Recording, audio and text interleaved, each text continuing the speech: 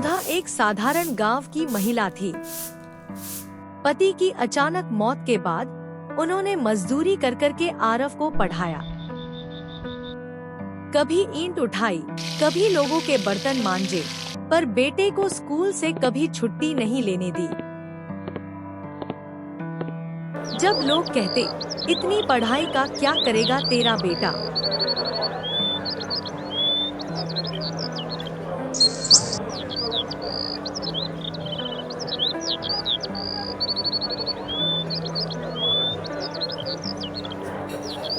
सुधा सिर्फ मुस्कुराकर कहती, मेरा आरव एक दिन अफसर बनेगा और मैं गर्व से कहूंगी ये मेरा बेटा है। स्कूल से कॉलेज तक का सफर आरव तेज था, पढ़ाई में अच्छा।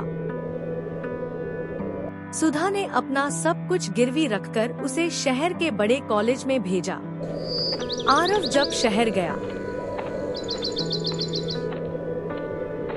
तो सुधा रोज मंदिर जाती, हाथ जोड़ती, हे भगवान मेरे बेटे को कामयाब बना देना, चाहे मुझे रोटी के एक टुकड़े के लिए तरसना पड़े।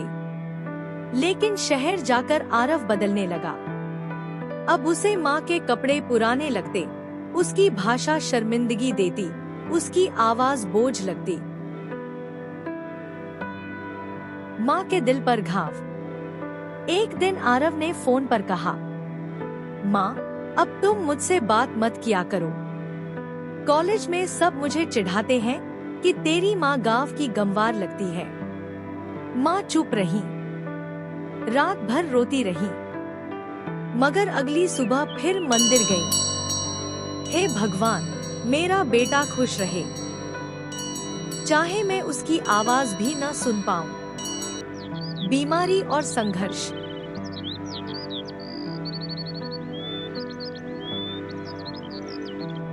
कुछ सालों बाद सुधा बीमार पड़ गई, कैंसर हो गया था। लेकिन उन्होंने बेटे को नहीं बताया, क्योंकि उन्हें पता था कि आरव नौकरी की तैयारी कर रहा है। उन्होंने पड़ोस की लड़की राधा से कहा, अगर कभी मेरा बेटा आए तो उसे ये चिट्ठी दे देना, शायद तब उसे मेरी जरूरत समझ आए। वापसी। लेकिन देर हो चुकी थी। एक दिन आरव को गांव से फोन आया, तेरी माँ अब नहीं रही। वो भागकर आया।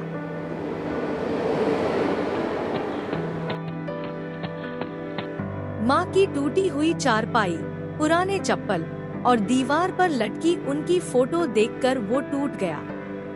राधा ने उसे वो चिट्ठी दी, वो आखिरी चिट्ठी माँ की कलम से। प्यारे बेटे आरव, जब तू ये चिट्ठी पढ़ रहा होगा तब मैं शायद इस दुनिया में नहीं रहूंगी। मैंने तुझे बहुत परेशान किया ना, तुझे शर्मिंदा किया। माफ कर देना बेटा, तेरे पापा के जाने के बाद तू ही मेरी दुनिया बन गया था। मैंने सोचा तुझे पढ़ा लिखा कर बड़ा आदमी बनाऊं, ताकि तुझे कभी वो दर्द न झेलना पड़े जो मैंने झेला। तू जब मुझे गंवार कहता था तो मुझे बुरा नहीं लगता था बेटा, क्योंकि मैं जानती हूँ तू जिस ऊंचाई पर जाना चाहता है वहाँ मेरी झोपड़ी की ममता शायद बोझ लगे। एक बात हमेशा याद रखना, माँ वो दरख्त होती है जो खुद धूप में जलती है, लेकिन बेटे की छाव नहीं हटने देती। मैं तुझसे कभी नाराज नहीं थी और न हो सकती थी। तेरा नाम रोशन हो, बस यही दुआ है।